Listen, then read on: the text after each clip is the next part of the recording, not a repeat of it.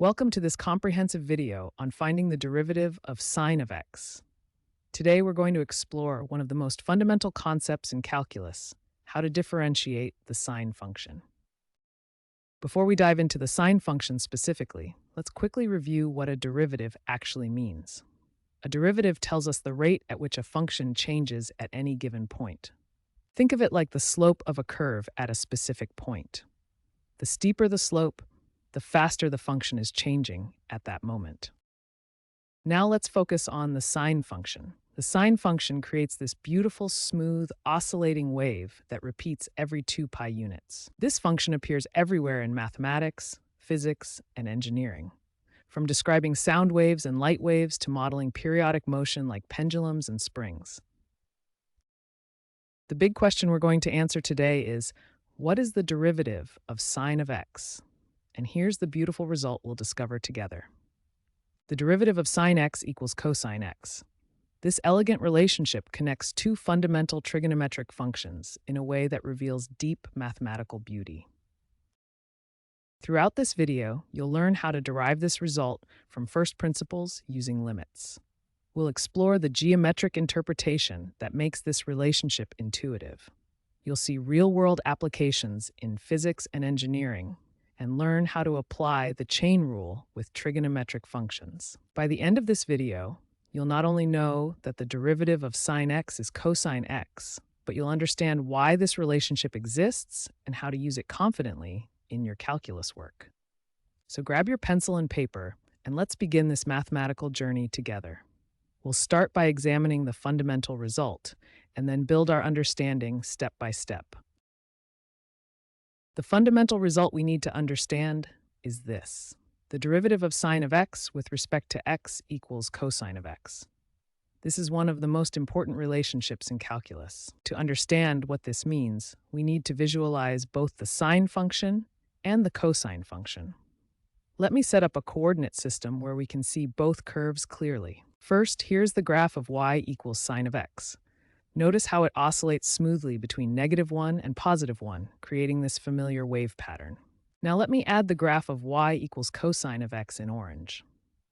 Notice that the cosine curve has the same shape as the sine curve, but it's shifted to the left by 90 degrees, or pi over 2 radians. Here's the key insight. The derivative tells us about slopes. So when we say the derivative of sine x equals cosine x, we're saying that the slope of the sine curve at any point equals the value of the cosine function at that same point. Let me demonstrate this with a specific example.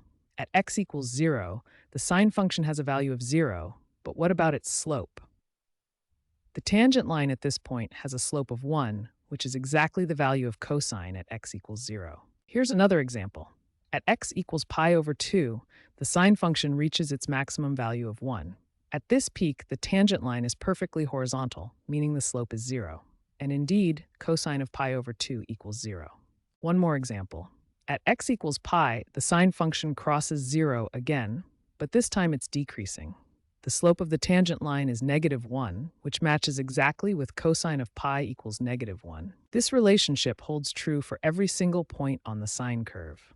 Watch as I move a point along the sine function. Notice how the slope of the tangent line at each position corresponds exactly to the height of the cosine curve at that same x value. This fundamental relationship between sine and cosine through differentiation is the foundation for understanding trigonometric calculus.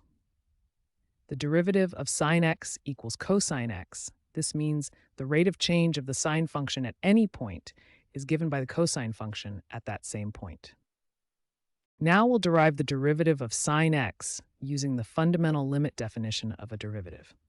This rigorous approach will show us exactly why the derivative of sine x equals cosine x. We start with the limit definition of a derivative. For any function f of x, the derivative is defined as the limit as h approaches 0 of f of x plus h minus f of x, all divided by h. For the sine function, we substitute f of x equals sine x into our definition. This gives us the limit as h approaches 0 of sine of x plus h minus sine x, all divided by h. To evaluate this limit, we need a crucial trigonometric identity. The sine of x plus h can be expanded using the angle addition formula. Sine of x plus h equals sine x cosine h plus cosine x sine h. Now we substitute this identity into our limit expression. We replace sine of x plus h with sine x cosine h plus cosine x sine h.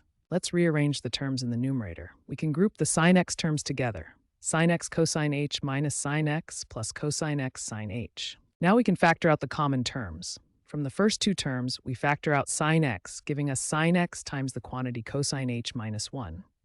The third term remains cosine x sine h. We can now separate this into two fractions. The first fraction contains sine x times cosine h minus 1, all divided by h. The second fraction contains cosine x times sine h divided by h. Since sine x and cosine x are constants with respect to h, we can factor them out of the limit.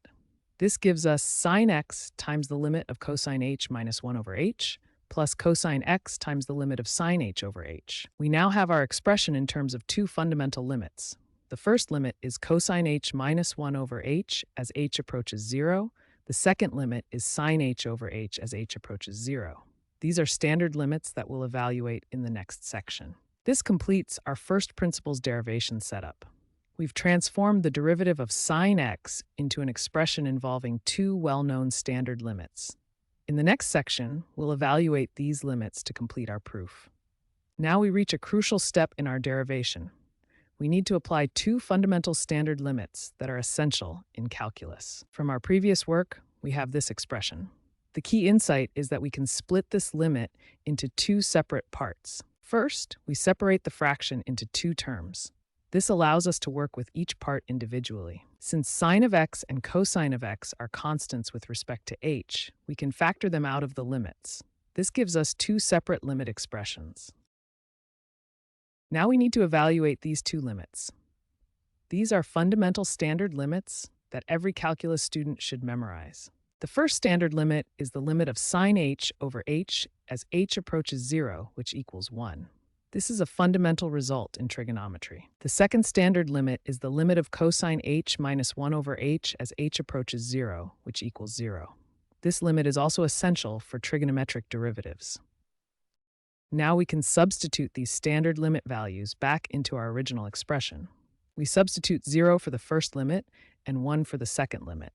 This gives us sine of x times 0 plus cosine of x times 1. Simplifying this expression, sine of x times 0 equals 0, and cosine of x times 1 equals cosine of x. Therefore, 0 plus cosine of x equals cosine of x. This completes our proof using standard limits. We have successfully shown that the derivative of sine x is cosine x. This fundamental result demonstrates the power of standard limits in calculus. The application of these two standard limits is what makes this derivation method so elegant and powerful. Understanding these limits is crucial for mastering trigonometric derivatives. Now we'll apply what we've learned about the derivative of sine to a real physics problem involving simple harmonic motion. Here's our problem. A particle's position is given by x of t equals 3 sine of 2t. We need to find the velocity, which is the derivative of position with respect to time. Remember that velocity is the derivative of position with respect to time. So we need to find dx dt. Step 1, we substitute our position function into the derivative. So v of t equals d dt of 3 sine of 2t. Step 2, now we apply the chain rule. The derivative of sine of u is cosine of u times the derivative of u. Here u equals 2t, so we get 3 times cosine of 2t times the derivative of 2t.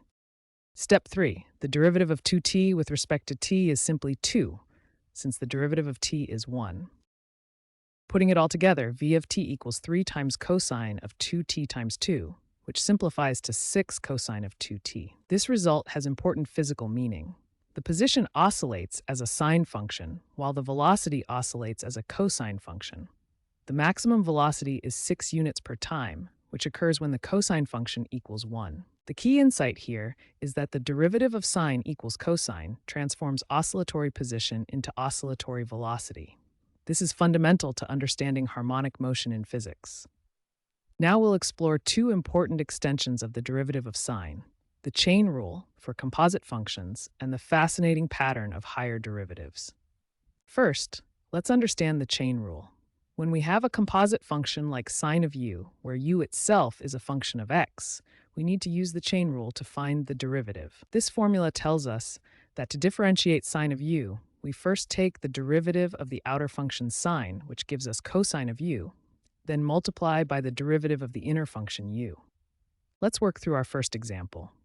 Find the derivative of sine of 3x. Here, our outer function is sine, and our inner function u equals 3x. Let's identify each part step by step. Now we apply the chain rule formula. The derivative of the outer function sine of 3x is cosine of 3x, multiplied by the derivative of the inner function, which is 3. Let's try a more challenging example. Find the derivative of sine of x squared. In this case, our inner function u equals x squared, so the derivative of u with respect to x is 2x. Applying the chain rule, we get cosine of x squared multiplied by 2x. Now let's explore something fascinating about the derivatives of sine x. When we take repeated derivatives, we discover a beautiful cyclical pattern. Let's start with f of x equals sine x and find the first few derivatives. The first derivative of sine x is cosine x. The second derivative is the derivative of cosine x, which is negative sine x. The third derivative is the derivative of negative sine x, which gives us negative cosine x. And the fourth derivative is the derivative of negative cosine x, which brings us back to sine x. Notice the beautiful pattern: sine, cosine, negative cosine, and then back to sine. This cycle repeats every 4 derivatives. This cyclical pattern is incredibly useful in physics and engineering, especially when dealing with oscillatory motion and wave phenomena. The pattern repeats every 4 derivatives, making it predictable and elegant. Now that we understand how to find the derivative of sine x, let's explore 3 important real-world applications where this mathematical concept plays a crucial role. Our first application is in physics, specifically in simple harmonic motion. Think about a pendulum swinging back and forth, or a mass attached to a spring bouncing up and down. In simple harmonic motion, the position of an object can be described using a sine function. For example, if a mass on a spring has position x of t equals 3 sine of 2t, then the velocity is found by taking the derivative. To find the velocity, we take the derivative of the position function. Using our derivative rule and the chain rule, the velocity becomes v of t equals 6 cosine of 2t. This relationship between position and velocity through derivatives is fundamental in physics, helping us understand everything from planetary motion to vibrating guitar strings. Our second application is in engineering, particularly in signal processing and wave analysis. Engineers use sine functions and their derivatives to analyze and manipulate various types of signals. Consider an audio signal represented by the function f of t equals amplitude times sine of omega t. The derivative gives us the rate of change of the signal, which is crucial for filtering and processing. The derivative of this signal is f prime of t equals a omega cosine of omega t. This derivative represents how quickly the signal is changing at each point in time. Engineers use this relationship to design filters, analyze frequency content, and process digital signals in everything from smartphones to radar systems. Our third application is in data science and machine learning. Many real-world data sets exhibit periodic patterns that can be modeled using sine functions and their derivatives. Consider seasonal sales data that follows a pattern, like sales of t equals 1,000 plus 300 sine of 2 pi t over 12. The derivative helps us understand the rate of change in sales trends. The derivative tells us the rate of sales growth or decline. This is s prime of t equals 50 pi cosine of 2 pi t over 12, which helps predict when sales will peak or decline. Machine learning algorithms use these derivatives to optimize models, detect patterns, and make predictions about cyclical data in fields ranging from economics to climate science. As we've seen, the derivative of sine x equals cosine x is far more than just a mathematical rule. It's a powerful tool that helps us understand and analyze the world around us. First, we learned that the derivative of sine x is cosine x through multiple methods, including first principles and geometric interpretation. Second, this derivative has crucial applications in physics for motion analysis, in engineering for signal processing, and in data science for pattern recognition. Finally, understanding this fundamental derivative opens the door to more advanced topics in calculus and helps build the mathematical foundation needed for many scientific and technical fields. Thank you for joining me in exploring the derivative of sine x. If this video helped clarify this important concept, please give it a like and subscribe for more mathematics tutorials. Feel free to leave questions or suggestions for future topics in the comments below.